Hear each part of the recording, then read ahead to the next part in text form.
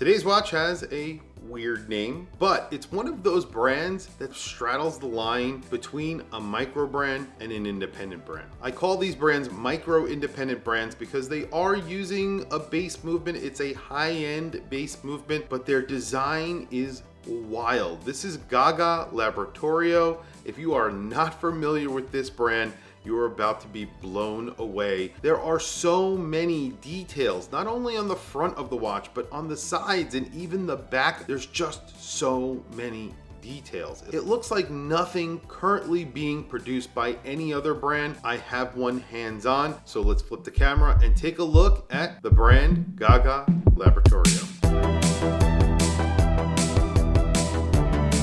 This is a very interesting design. It's not something that I normally would gravitate towards because of how much is going on the dial. However, when I saw one of these in person, I wanted to feature it here on my channel because I did find it pretty impressive for the price. This is not a jump hour watch, and they kind of figured that out with a clever trick, and I'll show you this. I've never seen it done before on any other watch. It's nothing mechanical. It's a very simple solution to a drag hour watch. I know that's a very funny name to use. I know some people will make fun of that name down in the comments, but that's technically what this is. This does not have a jump hour mechanism.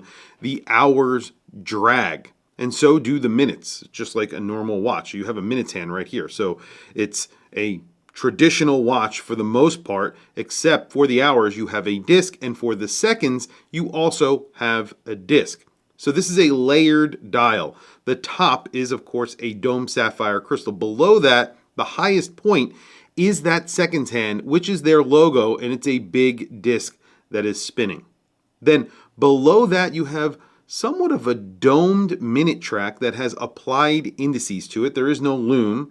I'm a little bit disappointed in that. I wish there was a little bit of lume. If you love the watches that I talk about here on my channel, you're really going to love the website that I'm about to tell you about. It's called Wristrebels. Wristrebels is a website that has all of those small micro brands and independent brands that are really hard to find all in one place. Brands like Formex, Awake, Martin Designs, and Squale, and many other brands you won't find anywhere else. Definitely check out Wristrebels at Wristrebels.com.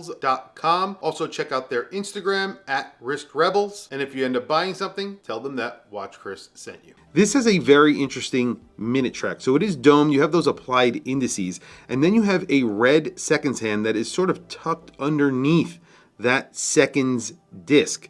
So it makes it look like it's floating above that domed minute track. A very interesting design here. Outside of that, you don't have an hour track, you have these segments in a different color. They are polished and they're brushed. It looks like a piece of artwork, and they are saying that this takes inspiration from Bauhaus design.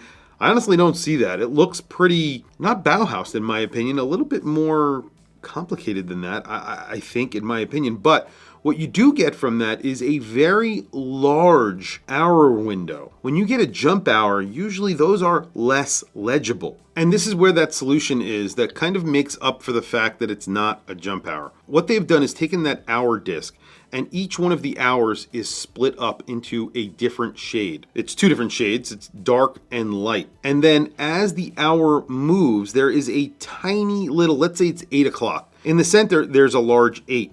But then there's also a small 8, and you can see that that section is colored differently than the next hour. So the 9 o'clock hour is different from the 8 o'clock hour. So you know there is a clear delineation of when the hour is different.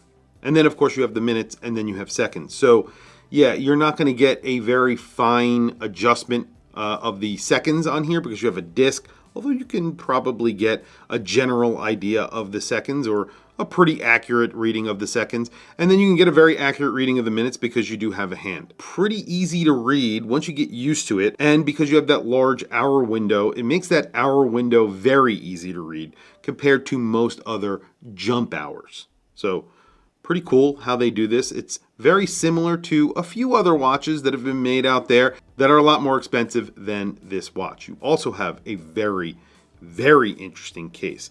You have these. They're not bullhorn lugs. They're not teardrop lugs.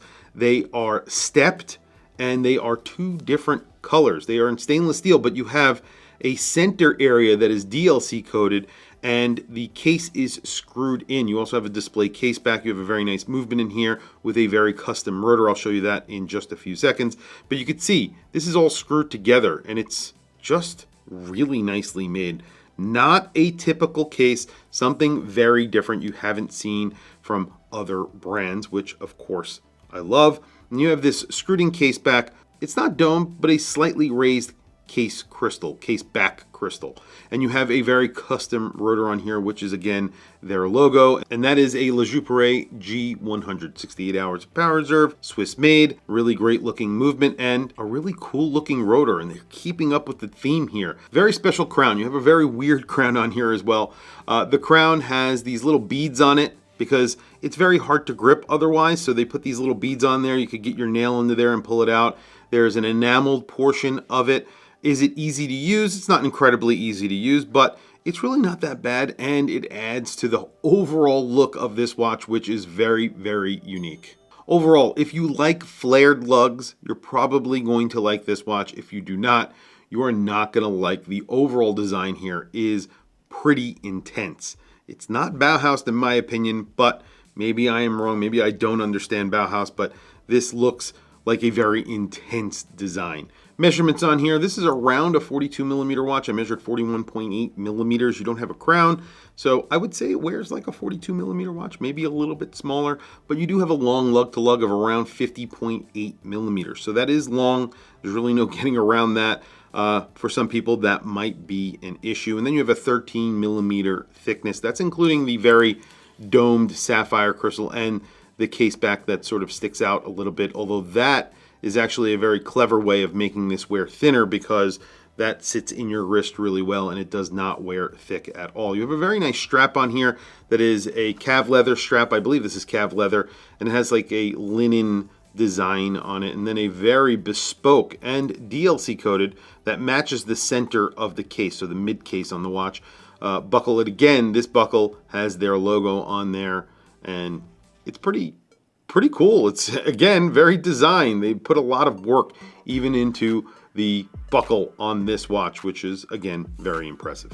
On my wrist, again today I have my new, this is a watch that I haven't shown before, watch that I am designing with Wicked Watch Company. This is a meteorite dial in grade 5 titanium, tons of lume on here, a custom grade 5 titanium buckle on here as well. Very excited about this dive watch. More information about this watch coming very soon.